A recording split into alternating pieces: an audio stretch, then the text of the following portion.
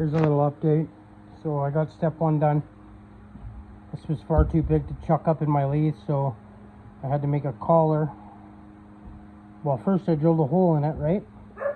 And then I chucked that in my chuck. And then I just made that collar. So now I'm going to take that bolt out and chuck that up. So this face is true right now. This isn't, and the outer diameter is not, but it will be. Okay, so you can see I got that center nut out, and I made a collar on that side to grab it in the chuck. So I got that side faced off. I'm just truing this up, and once that's cut down to the diameter I need it to be, then I'll face this side here. So just a little update.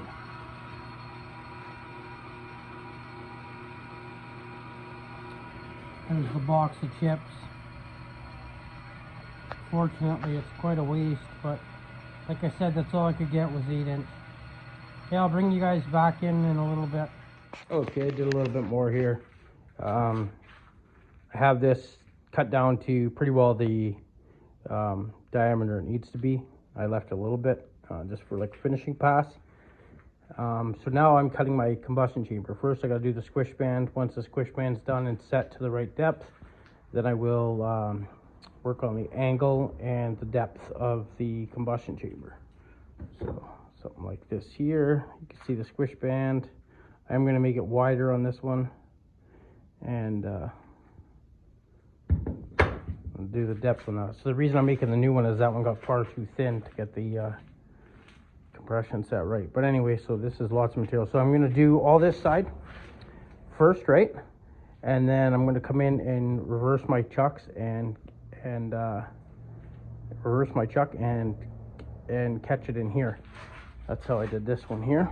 Remember, that'll be a lot deeper, so you have a good collar there to grab. So just like that, my jaws will go in, and I'll reverse them, and it'll tighten up in that. Then it'll be facing this way. This side will be facing this side, and I can cut everything down to size and the shape I want, and everything on the outside. So yeah, so finally, like I said, I did 3 boxes of this stuffed right down full, and the other 2 boxes were bigger, but and it's stuffed just to cut this down. Unfortunately, I had a lot of waste, but 8-inch down to 5.5, 5 1/4, something like that.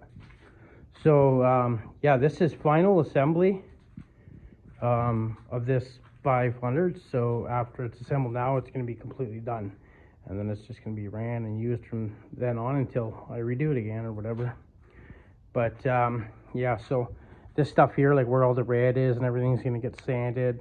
The rest of the aluminum will be polished up a bit, not overly, but cleaned up. You know, there's a nice chunk of bird's eye maple on here. Yeah, so I'm going to clean all that, polish the aluminum up, paint where the red is. I haven't decided what color I'm going to do, either black or a nicer red. Same with the cylinder.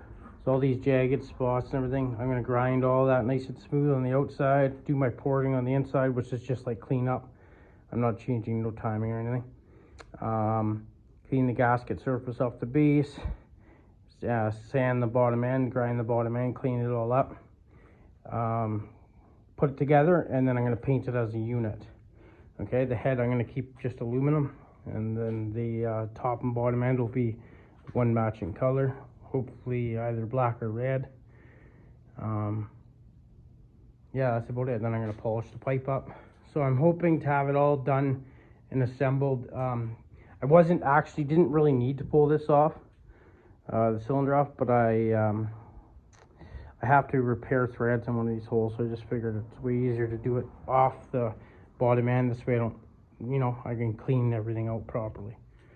So that's why it had to come off. But anyway, so yeah, lots of stuff on the go.